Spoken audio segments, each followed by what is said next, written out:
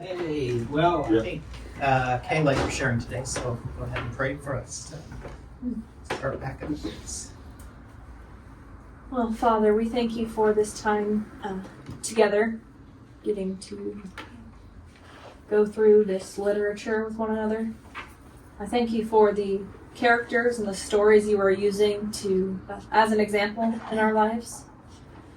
I pray that we would have our hearts be ready to receive what is said during this class, that we would ask questions if something is not understood, and not feel the need to stay silent, but to bring forth what is on each heart.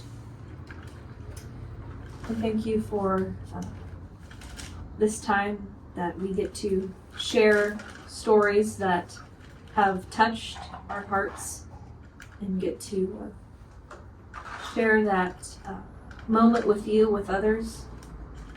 So I just ask for a blessing over this time and each mind and heart, and over my dad as he is so willingly teaching us and feeding us. In your name, amen. Amen. Thank you. All right, so a couple of things. I think first we're just going to start off today, since we've read through the entire book IV.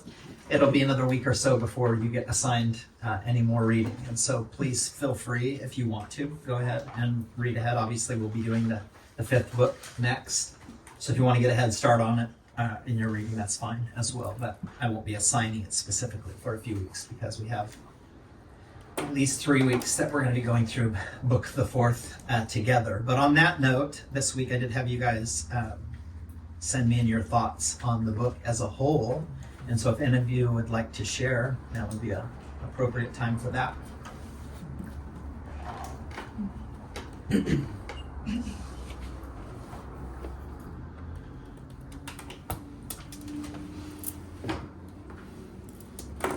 Yeah, I mean, I kind of shared a little bit with Justin about how it was interesting to see the way that things have led up to this point, leading to the end of book 4.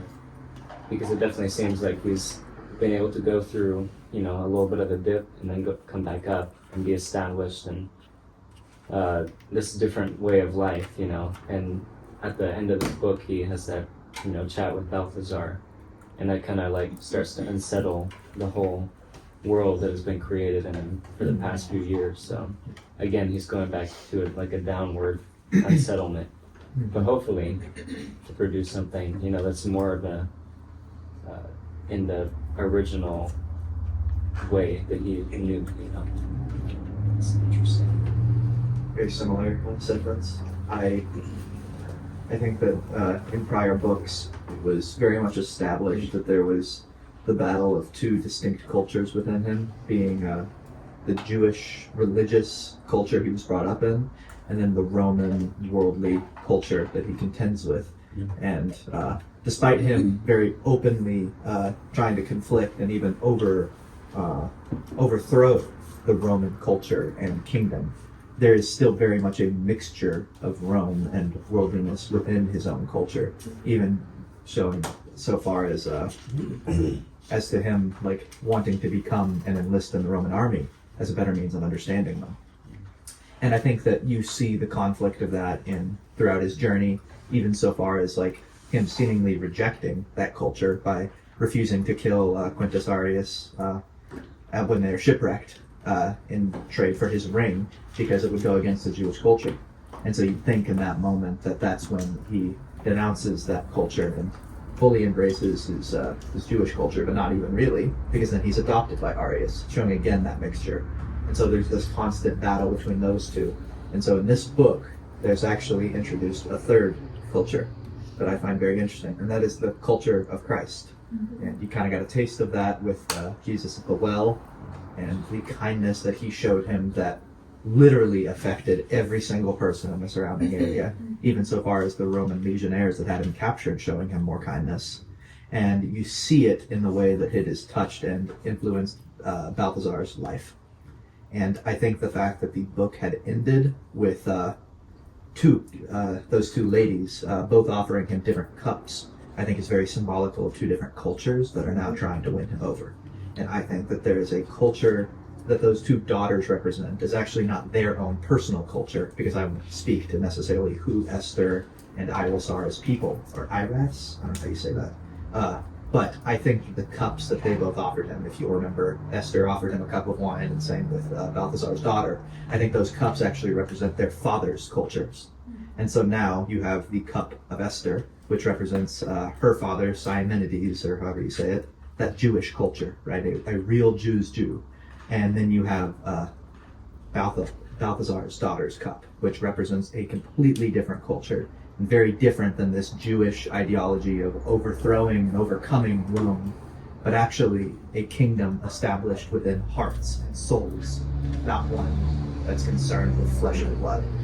So I find that this third culture very intriguing. It has been introduced to the mixture, and similar to what you were saying, that is now a third thing contending in his heart that is causing more turmoil, because it kind of felt like he reached a place of settlement with having a balance of these two cultures, and now a third one has been thrown in, and it's throwing off that entire balance, and now he doesn't know what to think. It's very interesting. Okay. Other thoughts?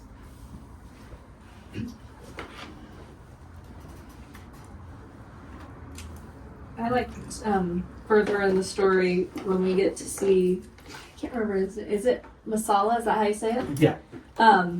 Kind of how they're talking about Judah, but they don't know who he is, and I think it kind of made me giggle a little bit, because they didn't know who he was, and they're like, well, there's this Jew, and they're talking about him, and I thought that was just a really cool part of the story. I appreciated. Yeah, he doesn't recognize something that should be pretty obvious.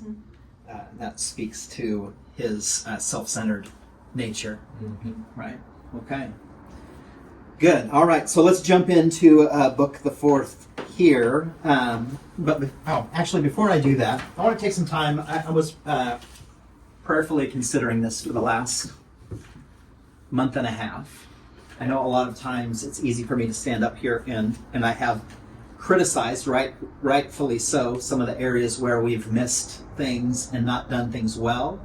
I would be remiss if I didn't also then stand up here and wanted to point out a few individuals who I wanted to just commend through this last short season and make some observations. And so I'm going to say this only this time with some qualifiers. But moving forward, I won't feel the need to offer qualifiers, because quite honestly, I shouldn't have to qualify giving praise to one person and not the next. But I want you to understand my heart. I'm observing your lives and seeing how you guys interact, and there's certainly something that is praiseworthy in everyone. But I do want to point out a few students. The first of which I want to say is somebody who I have seen consistently demonstrate just a real heart posture in the way that she has approached the subject matter, really see her weighing things out, considering things, and the way that she has come to class has been, for me, an example of somebody who is really seeking, and I'm not trying to make eye contact yet, with who's really seeking to grab hold of all that the Lord is showing her. And so for that, Emma, I want to thank you for your heart posture here. It is well noted, young lady. And it is a consistent pattern for you. And so I really do appreciate that. Secondarily to that, I wanted to note somebody who, for me at least, has been somebody who continues to ask questions, that consistently asks questions, who doesn't necessarily always have answers, but that's okay, because certainly we don't always have to share merely our observations on things, but sometimes just asking a good question generates some better dialogue. And so for that, Kayla, I'm really appreciative of the inquisitive nature to which you approach things when you don't have solid answers. I appreciate the heart to want to ask the question to understand further. And then lastly, I wanted to commend you, Jaden, just on your engagement and your willingness to continue to further the conversation and to be ever present. And I've noticed as well with you, at times you pulling yourself back so as not to overtake all of the conversation, but I've seen you be very observant of the ways that you engage. And so I do want to communicate to you as well my appreciation for your engagement. That being said, the rest of you, I loved what I received this week as far as your guys' observations. And again, it is just stands up to me to highlight that there is something you all have to share that is insightful. And so again, if it's not here, that's okay. I would say look for opportunities here. But I just want to draw that out in you, that again, what will make our time together productive is not necessarily just what I'm going to share, because after all, what I'm going to share here are just the observations that I'm making and the things that the Lord is speaking to me. And so hopefully what I'm teaching really is coming from the perspective of something that will enhance what it is that you're already learning or might challenge you with a new perspective. But it is not meant to be comprehensive. And so my hope is that you're not relying solely on my observations to inform you about what Ben-Hur is about. Because, of course, my perspective on it, too, is limited and shaped in some form or fashion by the way that I relate to the material, which is different and unique. And so, again, I just want to commend all of us to be engaging in the material that the Lord has before us. And what that looks like is going to be different in subtle ways. But again, just that invitation into the greater conversation together, because I think that will make our time much more fruitful. So thank you all for turning those things in. It was actually it was a real delight to me to see the insights. And I will say, some of you will be pleasantly surprised with the observations that you've made and what that means moving forward. Some of you will be pleasantly surprised in the ways that you thought you had it figured out, and you're going to realize it didn't go that way at all, and that's okay too. What reading good literature or wrestling with this material is meant to do is to ask all of these questions and to get us to wrestle with what is being presented to us. And then when things either go our way, what does that mean? Or if it doesn't go our way and we see it differently, what does that mean? And how does that inform us better? Or how does that challenge the way we think or our expectations? Good authors oftentimes will upset the apple cart, right? They'll make us feel like we're walking into a certain direction, and then all of a sudden things change, and you're left kind of with that, wait a minute, I wouldn't have done it that way. And again, that's not right or wrong. It's meant to bring up for us just more of that conversation and dialogue and seeing what we think and we feel. It should cause us, hopefully, to have some thoughts. And those thoughts hopefully are then generated into conversations that go above and beyond the material that's presented here. And so what is certainly true, and I think pretty much all of you guys get it, right, is that we are seeing really in the story of Ben-Hur the battle between multiple cultures and which culture is going to win out. And in some ways that's really easy for us to anticipate or to think this is what it's going to be. But let's take a step back for a minute. When we're wrestling with different things, I don't know how many of you still may wrestle with a different kind of culture than the one you're in, and where you might see in your own mind or heart at times other cultures trickle in or influences from other cultures. But can we all say that this experience that Ben-Hur is going through and the characters are going through is a common experience where this internal wrestling to really try to come to understand or to apprehend or grab hold of something is really a challenge. Because one of the benefits that we have, right, as the reader who's external from the story is that we can look into the story with a measure of judgment and say, well, if I was there, I certainly wouldn't have done that or thought that, right? In the same way we can read the Old Testament and look at the Israelites wandering in the wilderness and think, well, how foolish were they? But they, of course, are an embodiment of all of mankind when mankind doesn't yield itself or submit itself to the Spirit of God, right? Can we all agree that the times that we wander are generally times in our own confusion or unsettlement where we've missed the Father's leading in some form or fashion? And the times that we actually make some progression are times where the leading of the Spirit is a little bit clearer. And then there's times where we're actually settled and we've grabbed hold of it and we have something that is firm and tangible, that is fixed and immovable, and we have a measure of confidence in that, right? And so these are all things that the author wants to bring up for us. A little bit of this up and down, this things are good and bad, and what's next, and anticipation. And hopefully what we're at least identifying with in the life of Judah Ben-Hur is his struggles. And these struggles are real struggles. They're struggles that, if we're honest with ourselves, I mean, it would be pretty hard not to want vengeance. Even though we might know that Scripture says, where does vengeance belong to? Who does vengeance belong to? The Lord. And even though we know that, right, that might be something we give mental assent to, there's at times where we deal with the place of the soul or the inner man, which has not fully become settled in a right way.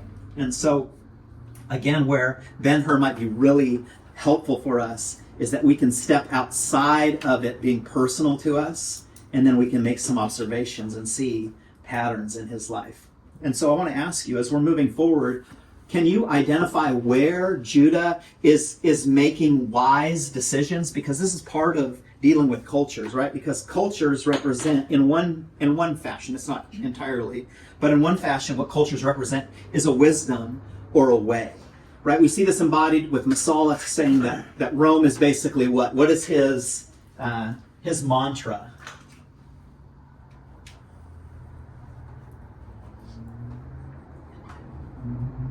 War is everything. Yeah, war is everything. But it's not just enough for him to stop there. He also includes what? Love is nothing. And so this tells us the priority or wisdom of his life. Masala or Rome.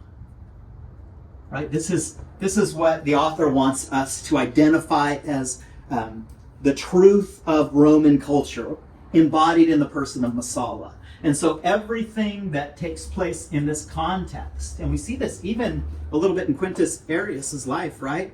Like he's defined as this ship captain, he's defined by what? His victory in battle. And so that's a common mindset for the Roman, right? War is everything. Well, now, as Judah has been adopted by Quintus Arrius, now what does this mean for his life? Well, he will have to fall under this way of thinking or this wisdom of life, where now war is everything. Well, what does that do in the heart of a person who has come to think that vengeance is all I have left? Does that exacerbate the problem that's within his own mind or heart, or does that remedy it?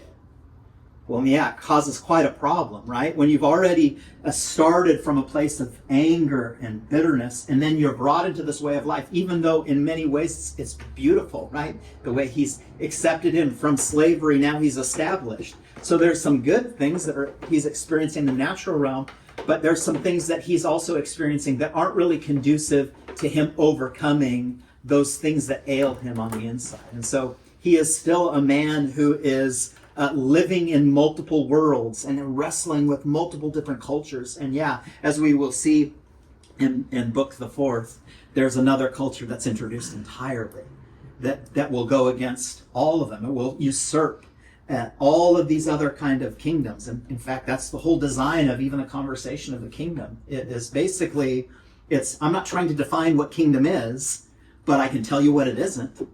And what kingdom isn't is the Roman way of thinking, nor is it the Jewish way of thinking. But there's this new way, this upside down, kind of doesn't make any sense. It's really hard to draw some really clear lines of what exactly it is or means, but there is a way in which one has to approach it.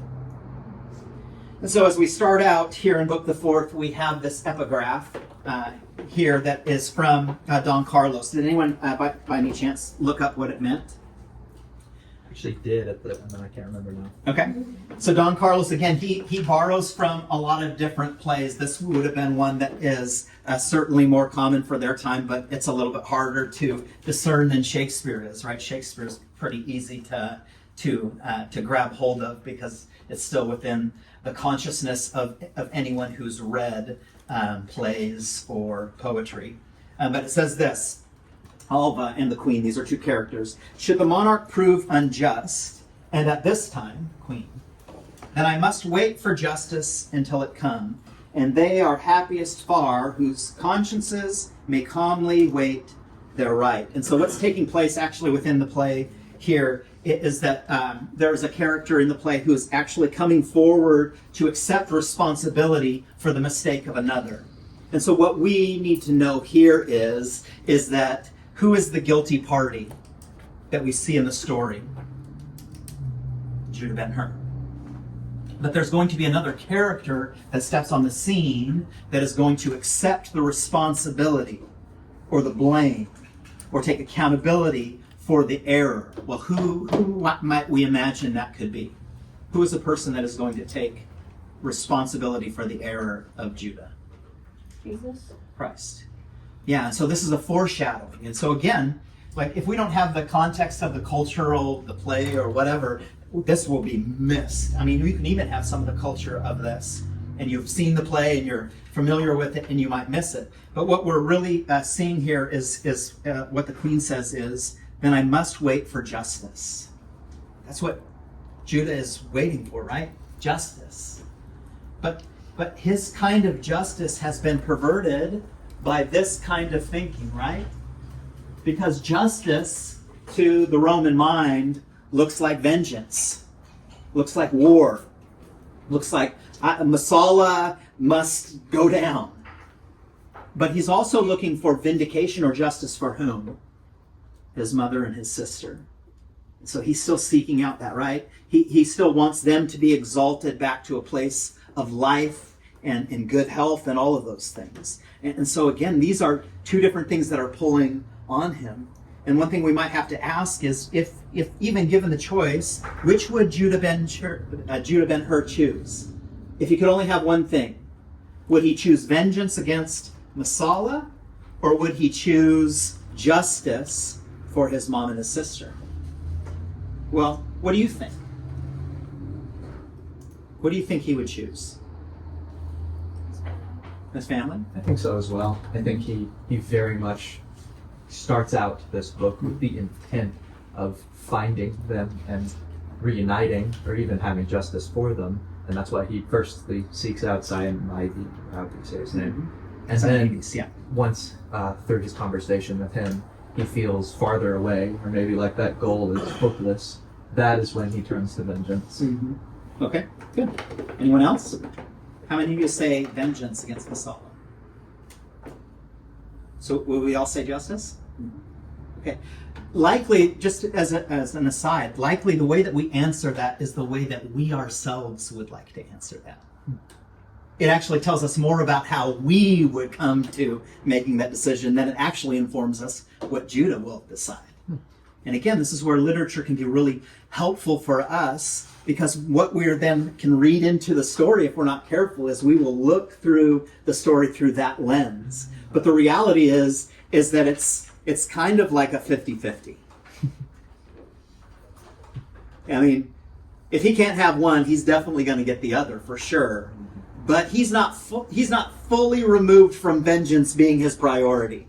We want to really hope that he is. We really want to believe that he's going to get right, because we've been trained in many ways by a lot of modern fairy tales where at the end of it, right, and they lived happily ever after. But of course, we don't know the outcomes. And sometimes, is it fair to say that the outcomes that we hope for most are not the outcomes we receive? And so again, one of the things that we'll have to do is we'll have to guard against reading through the lens of our preference. And we really have to ask ourselves, man, is Judah really this noble that vengeance wouldn't be the thing he really pursues?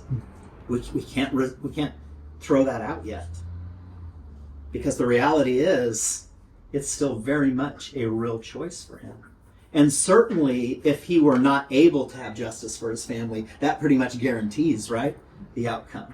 And so in some ways, what Judah is setting up in his own mind and his own heart is, if I don't get what I want, this outcome, then I will guarantee that this outcome will come to pass. Right? And in this way, he is the God of his own understanding. He will make Masala pay. Vengeance will be mine, says Judah. That's the mindset in the heart. And that is born out of what? This culture. And so this is something we want to be very mindful of. This is something he's going to have to overcome. But how's he going to overcome that? Because you can't do that kind of overcoming alone. Right? He's the problem. Masala's not the problem. Let's be clear. He's the problem. His heart towards Masala is the problem. Why? Because his heart towards Masala is living out of this cultural mindset that war is everything. See, he's justified in his mind that war against Masala, vengeance towards Masala, is the thing that is going to bring about peace in his own life. Well, that's a fool's errand, is it not? Okay, and so we step into this picture now that this book is going to be about justice. And what does that really mean? And so it starts out our book here talking again about Rome. It says Rome is one of two things. Rome is known for its extravagance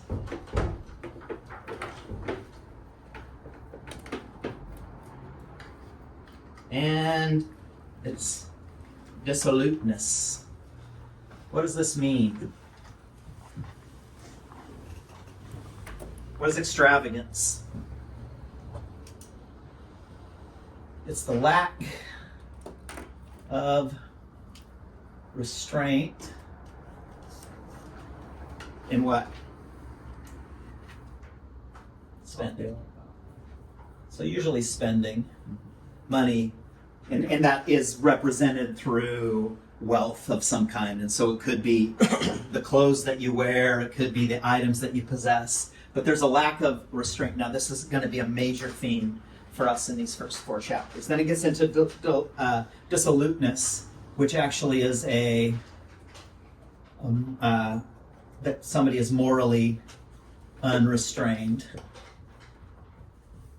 which is a lack of restraint in your morals. So what does it mean to have a lack of restraint? Like no holding back. Yeah. It's not discipline. Not discipline. But then we're going to see later on in these first couple of chapters, there's going to be a person who is noted.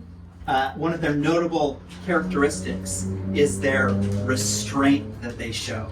In fact, this person, and let me know when you know who it is, this person is going to hear Judah's story being told, and he's not going to have an emotional high or emotional low while he's in Judah's presence, but he's going to be very restrained in his spirit, not to reveal too much.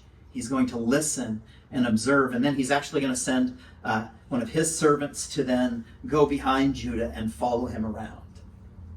And so the author wants us to see that there's a culture that demonstrates this lack of restraint, and then there's the person of Simonides,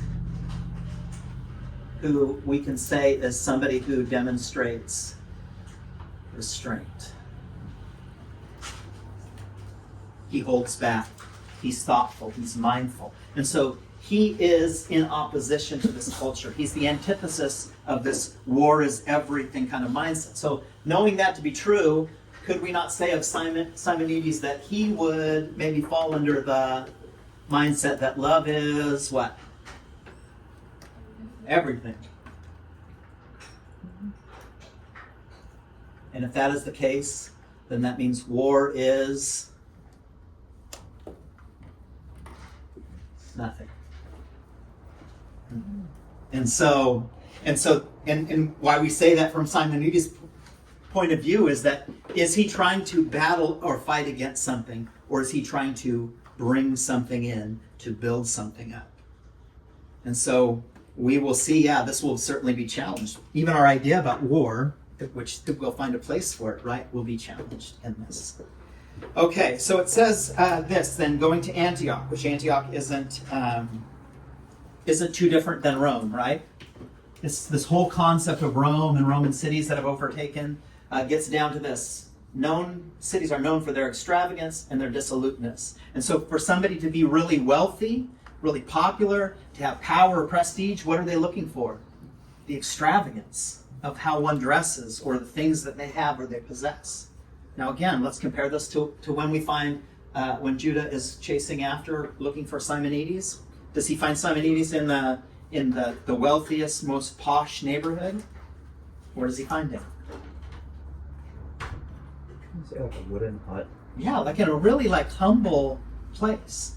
And so again, what we see really marked out here are these opposites, right? These extremes that the author wants us to see, that he actually is close to the dockyards. And it looks like in a bulwark. And then when you walk up even into the bulwark, the little place that he kind of lives, it's like there's like a gardener there, something like that. But it's not this opulent, doesn't scream super rich. And he's actually this character that is super welcoming, and his servants even welcome Judah in and allows there to be some measure of conversation there. Okay.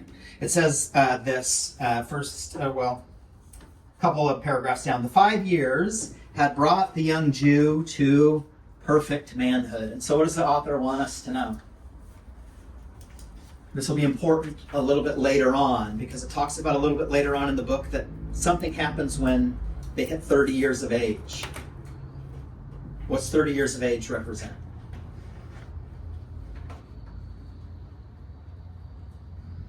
Time to harvest. Yeah, it's this time to harvest where they've fully kind of formed the life, and there's a pattern of life that is consistent and moving. And so I think it even says something like, by the time that you're 30 years old, you're settled and established in a way, right? Well, this is exactly where Judah is supposed to be at this point in life, where he's supposed to be fully established in his life. But is he? Well, he's mature in the sense that he has come of age, that age, in his physical body, he's at that age. But there's a level of immaturity still that needs to be fleshed out in him.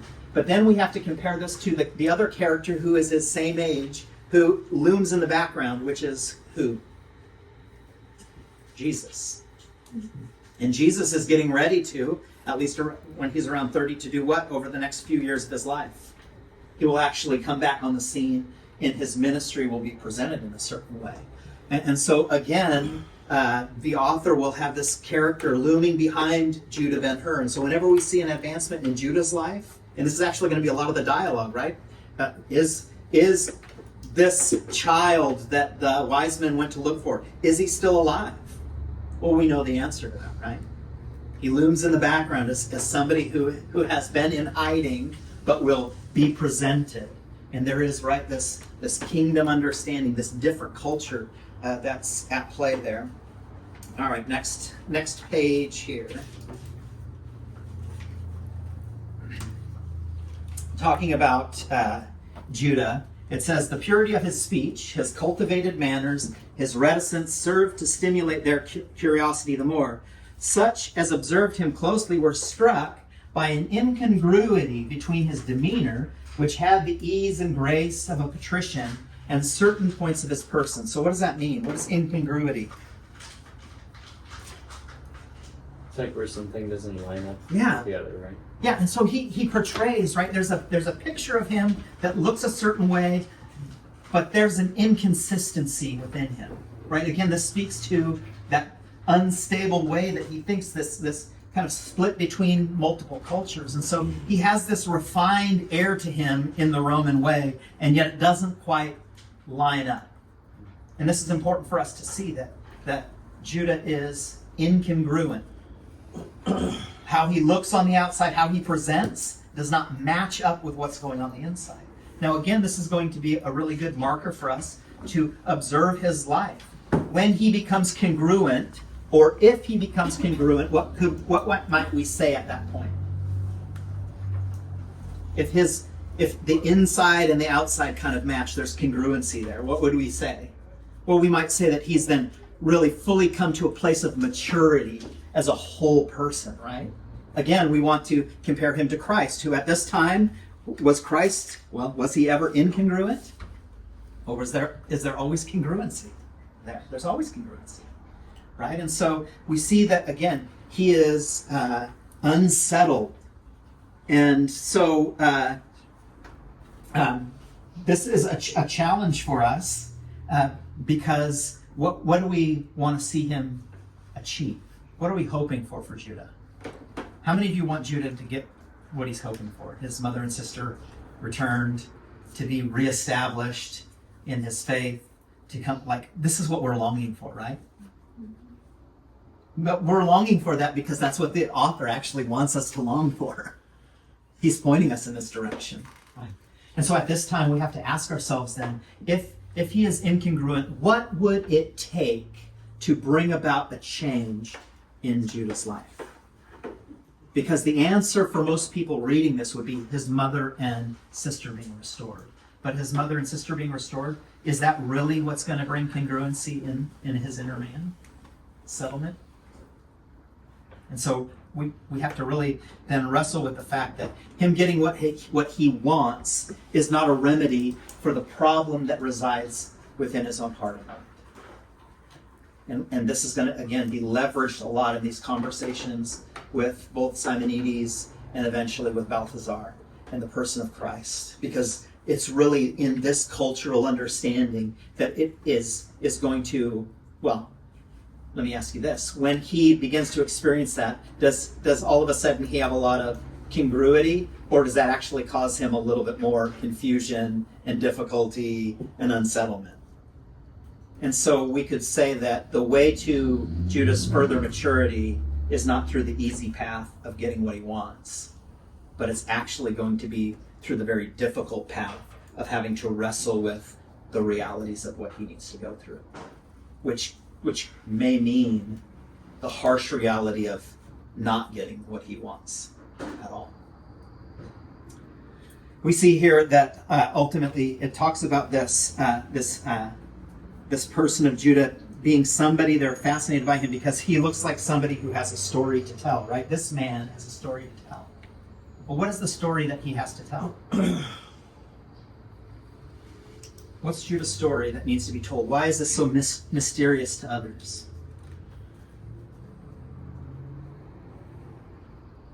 Because they don't understand or know his life, right? They don't know him as Judah Ben-Hur, the son of Hur, the local Judean prince. How do they know him? Well, they know him as an adopted son to Quintus Arius. They would know him much more as a Roman. But there's, again, why there's their incongruity, because for as much as he's portraying that he's come into this way of thinking, something's not fully matching up. And in this sense, it's a really good thing. He's unsettled in some really good ways. All right, I guess you have different pages. Let's move a little bit forward to the next chapter, chapter 2.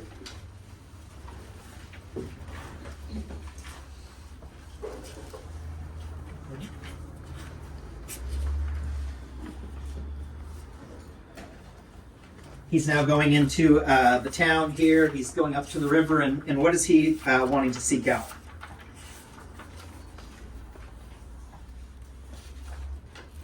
Story of Simonides, right? He overhears people talking about Simonides, who was the servant of the family of Ben-Hur, and he always puts out on his boats what? How does he recognize his boats? Or do people recognize the boats that are from Simonides? Banner. So yeah, like a yellow banner that's placed out. And then what they know to be true is that when they see that, right, they come together and there's some conversation or there's some dialogue, right? There's this kind of idea that there's this really tight-knit community or understanding with one another where there's a working together. But they're really well known for that banner, and that begins to open up this conversation about who this person is. Well, this is the very thing, is it not, that Judah is longing to hear, like, this person might have some answers. If this truly is the servant of my father, he may know the story of where my mother and sister are. He might provide for me some context to my own story. In fact, it'll go on to say that the story of Simonides haunted him. Why does the story of Simonides haunt him?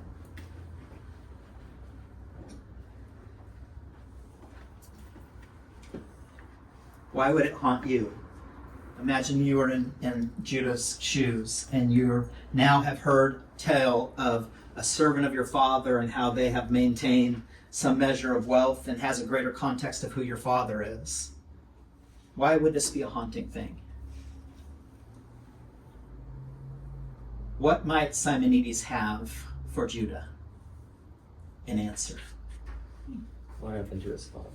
What happened to his father? What happened to his mother? What happened to his sister? Why is that haunting? Because to open yourself up to that answer means you have to open yourself up to the possibility that I may not get what it is that I want.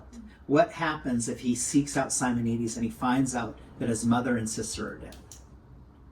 So this is a haunting thing to ask, right? And so he's got to wrestle with this a little bit. This is not like such an easy open and shut case of like, yeah, we'll go and find him out and I'll get all the information and things will go great. It's like, actually, no, by seeking him out, things could get remarkably worse for me. This could not be the Simonides. It could be just a story that's told. It could be another dead end. Now, again, imagine, this is 5 years after he was rescued again. So this is many years since he has seen his mother and sister. And so you've got to believe by this time there's a measure of him at least who is losing hope. And so to move forward here for Judah, it actually means he's going to have to choose the path of difficulty or a path of pain or a path of suffering. He's got to open himself up to the worst case scenario here. It's not always that things go your way. All right, and so he then gets to Simonides, and he is asked this question, who calls upon me? That's what Simonides says. How does Judah answer that?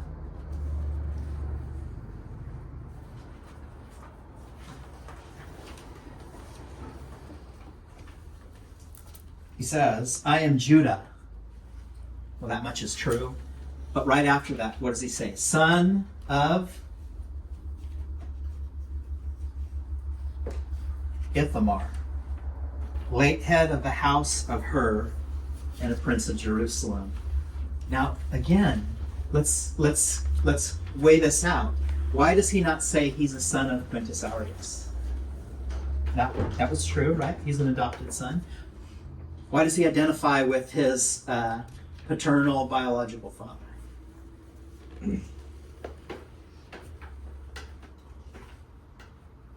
Because that's what is needed, the manner in which is needed to come to Simonides to pull from him the truth, right? If he comes merely as the son of Quintus Arrius, he can imagine that that's going to close down the gate really quickly.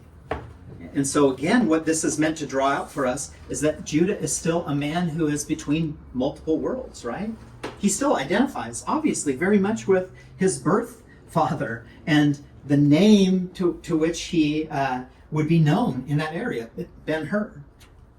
He comes to Simonides in that way because Simonides has a context of relationship with Ithamar, right? And he's come under that way of thinking. And so here he is appealing in the best way he knows how to get or leverage that relationship to open up to him the opportunity for some measure of truth.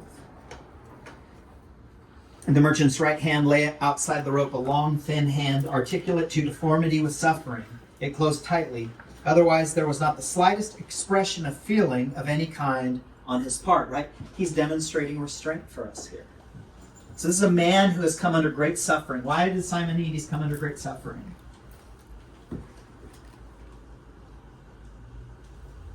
Because he was tortured. He was tortured to get back the money that they assumed was part of the Ben-Hur family. And so this is a man then that we see that not only is demonstrating restraint in the moment, but he demonstrated a great measure of restraint when he was going through years and years and years of torment. And in fact, what we see in the story that he will inevitably tell, right, is that his greatest torment, Simonides' greatest torment, wasn't in what was inflicted upon his physical body, but what was his greatest torment that he had to deal with? When he returned home to the death of his wife, who died of heart sickness. And so we see that this is a man of great restraint. We've got to, again, imagine, and if Simonides now has this love and affection towards Ithamar Ben-Hur, right? He tells the story inevitably with Esther, his daughter, right? That how did him and his wife even meet? Well, he was a servant, and then he was sold by his parents, right? He went into servanthood, and then after 7 years, he was released. And what does that mean, after 7 years to be released? Well, this is called the year of Jubilee. And so this is something that was practiced within Judaism, where there is a reprieve or a release from service. There's not this idea or concept within God's people of being indebted forever and always under a servanthood. So there's always an opportunity for what? The 7th year of completion, the year of Jubilee, for him to be freed. And he went as a free man, but then he comes into contact with Rachel, right, the mother of Esther. Weird. Strange. But she's then a servant, and she will not actually release herself from service at all. She actually talks to Simonides in this way of like, basically, become a bondservant with me, somebody who chooses the service of another. And why does Simonides do this? Because he loves her greatly, and she returns that affection. And so it is a joy and a delight for him to enter into this context. And so we've got to imagine that at this point in time, Simonides, and he even alludes to this, what he sees in Ben-Hur is what? He actually reflects upon the way that Ben-Hur holds himself and how he sees Ben-Hur's father. And so we've got to know that Simonides, in a moment when he sees Ben-Hur come forward and tell this tale, that everything in him is screaming, this is the son. And yet he demonstrates restraint. He holds back. He measures things out. He's cautious. He's guarded. He's thoughtful about it. Why? Why is that a good attribute? Because he's not giving way to his own desire, his own soulish desire to have something answered. He is weighing this thing out, right? And that's why he sends his servant off. And he says what? Follow him around. Give me every conversation he has. Give me everything that he does. I want a full account of this because I really want to see what kind of person Judah is. And really, in one sense, Simonides is for us like this conscience that sits within the story of really asking us, who is Judah Ben-Hur? What is he really about? Is he really, genuinely, truly about justice and finding his mother and sister? Or is there something that is lingering in the background? And in fact, as we read the story, it talks about how Simonides couldn't give him an answer about what happened to his mother and sister, and Judah kind of resolves himself to them, they must be dead. And then, what does it say?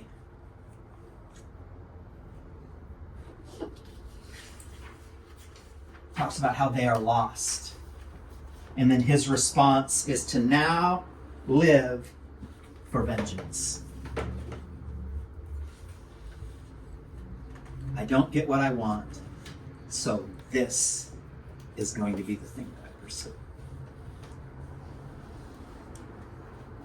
He's fully giving himself over to this way of thinking. War represents what?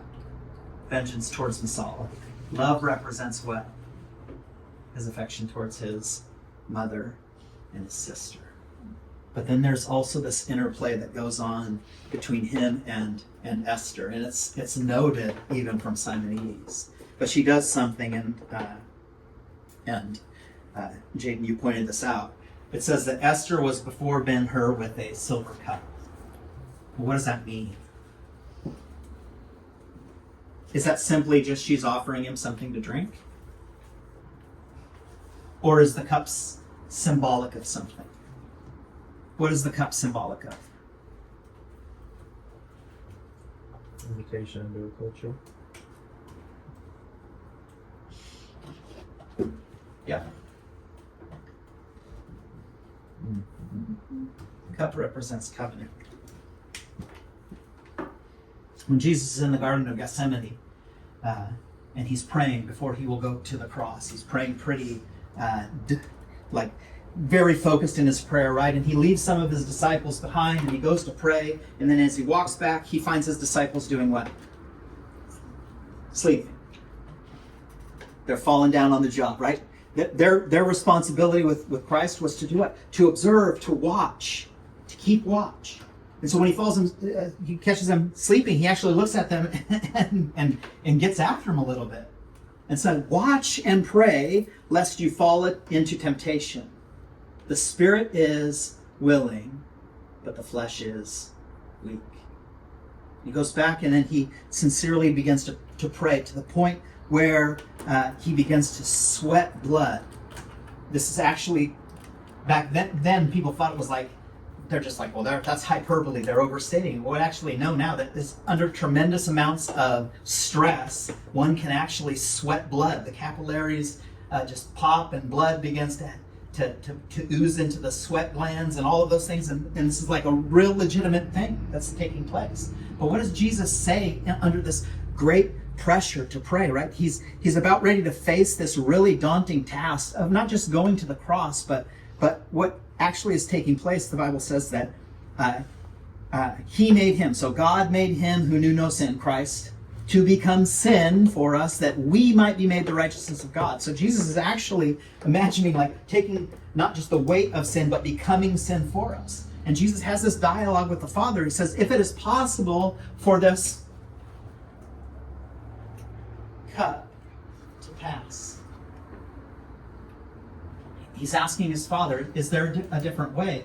But what's really important is he says what? Nevertheless, not my will,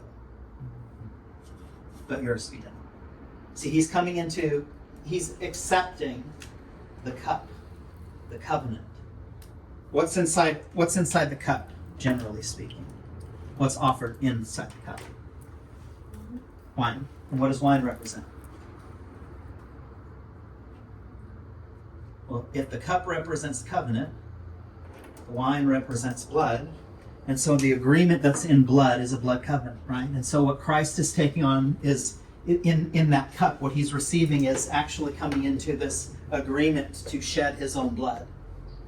And so when Judah is offered this in the silver cup, what it actually is an invitation for interrelationship. It's not merely just that you've been out and you're thirsty and this is just the normal pattern, but it's actually a sign of fellowship or covenant or affection that one is to enter into. And that we see initially when Esther offers this, what does Judah do? Does he accept it? No. He's resistant to it, right? But then she offers it again to him. And it actually says Esther takes the rejected cup to him again. And so there's like this second chance that is being given here. Again, we want to read the story through the lens of symbolism. In fact, this will not be the only cup that's offered to him. And so one of the questions we might ask is to what culture will Judah make covenant with? What mindset will he come under? Yeah, go ahead. Which culture do you think he's leaning toward most in this book? Okay, so what do you guys think? I won't answer that because I've read the book multiple times. but what do you guys think in this moment? What culture is he going to choose in this moment? Between like Rome and the Jewish culture? Yeah, or another culture. Or the secret third way. Yeah, secret third option. What do you think? Currently, just looking at the end of Book 4, it seems he is very much pointed towards vengeance. Yeah. So I would say he is very much drinking the Roman cup that wasn't literally offered to him, but is very evidently the leaning culture within his heart. But I suspect now that after that conversation with Balthazar, which we don't really get to see too much aftermath of that, but I would bet at the start of Book 5 that those balances within his heart start to be thrown out of whack. I would not be surprised, even if he does not lean into this other culture, if another culture starts to win that spot in his heart. Yeah. I think in some ways he's trying to have all of the worlds, right? He's accepting all of the cups, which you really can't come into a covenant or agreement. I mean, to come into covenant and agreement with all of these things is to invite what? It's actually to invite judgment Mhm. upon himself. Mhm. This is why when we come to communion, we have to be very thoughtful and mindful to what it means to take the cup of Christ, because it is a commitment, a covenantal agreement with something. We don't do that lightly, right? We don't do that because it's a religious practice that we're supposed to do. Jesus actually says, do this in what? Remembrance. This is a thoughtful process. It's something that we take upon us soberly, with intention and with purpose. It's not a flippant action, and neither should this be. But again, the author is wanting us to wrestle with things.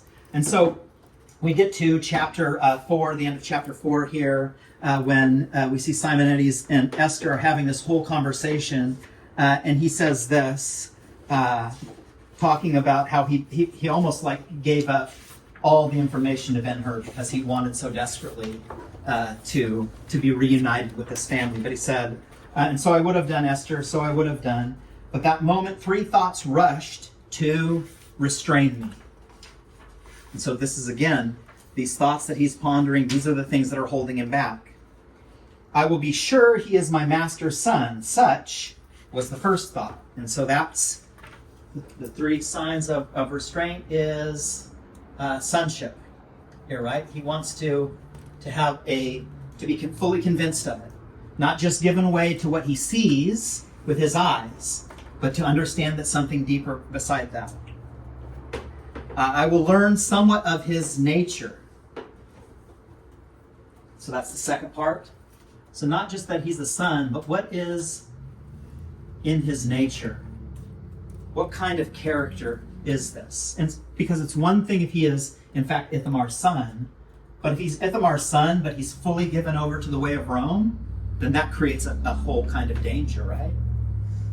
And so he's still restrained here. He's held back. Of those born to riches, bethink you, Esther, how many there are in whose hands riches are but breeding curses. Again, this goes to this point here, right? That it's not riches that should define you. There's actually a greater level of understanding. It's not what you look like on the outside, but is there coherence, regulation, consistency in the inner man? He paused while his hands clutched and his voice shrilled with passion. Esther, consider the pains I endured at the Romans' hands. Nay, not Gratus's alone. The merciless wretches who did his bidding the first time and the last were Romans, and they all alike laughed to hear me scream.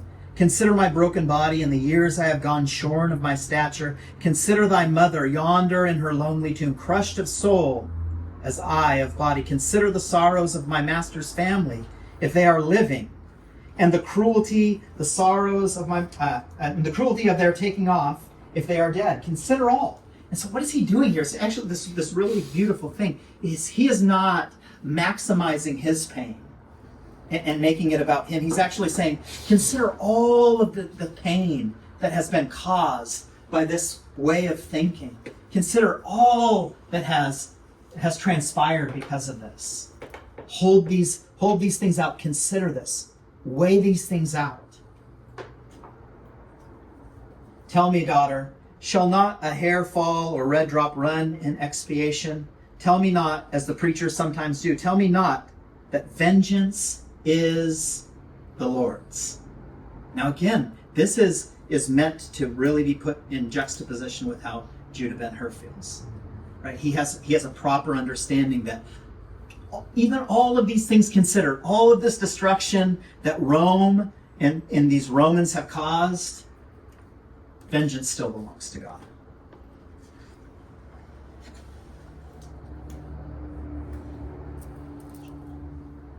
Does he not work his will harmfully as well as in love by agencies? Has he not his men of war more numerous than his prophets? Is not his law eye for eye, hand for hand, foot for foot? Oh, in all these years I have dreamed of vengeance and prayed and provided for it and gathered patience from the growing of my store, thinking and promising, as the Lord liveth, it will one day buy me punishment of the wrongdoers. And so he's even like owning up to the fact that for many years he's struggled the same way that Judah has struggled. He's wanting this vengeance. He's planned for it. He's prepared for it. But he's coming to this new way of understanding why. just merely by Judah showing up, something has come back alive in him again. And when speaking of his practice with arms, the young man said it was for a nameless purpose. I named the purpose even as I spoke, vengeance. And that, Esther, that it was the third thought which held me still and hard while his pleading lasted and made me laugh when he was gone. So the third was vengeance. You see, in some ways, what will take place in the life of Judah Ben-Hur will be an opportunity for Simonides to overcome his lesser nature. And so he actually sees this as a very hopeful opportunity for vengeance to actually be realized separate and apart from what Judah is going to offer here. Vengeance is the Lord's, and that's where we'll leave it this week. I would invite you again, as we're moving forward, to maybe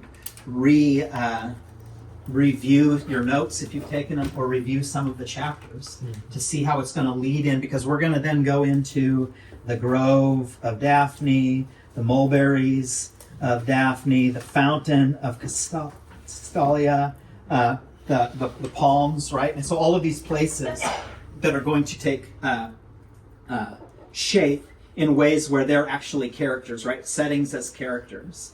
And in fact, Ithamar, who's Judah's father, his name means land or coast of palms. And when we see the palm trees, we want to be mindful of what happens in Scripture with palm trees or palms. When Jesus enters in the week before his crucifixion, it's called Palm Sunday. They lay down palms and they say, Hosanna, blessed is he who comes in the name of the Lord. And so it's representative then again of things that are to come, hope-filled, and the author wants us to see that. But we'll close there and have Kayla share with us her verses.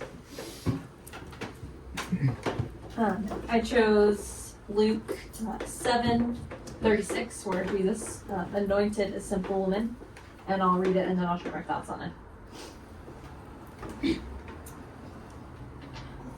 When one of the Pharisees invited Jesus to have dinner with him, he went to the Pharisee's house and reclined at the table. A woman in the town who had lived a sinful life learned that Jesus was eating at the Pharisee's house. So she came there with an alabaster jar of perfume. As she stood behind him, at his feet weeping, she began to wet his feet with her tears. Then she wiped them with her hair, kissed them, and poured perfume on them. When the Pharisee who had invited him saw this, he said to himself, "If this man were a prophet, he would know who is touching him, and what kind of woman she is, that she is a sinner." Jesus answered him, "Simon, I have something to tell you." "Tell me, teacher," he said.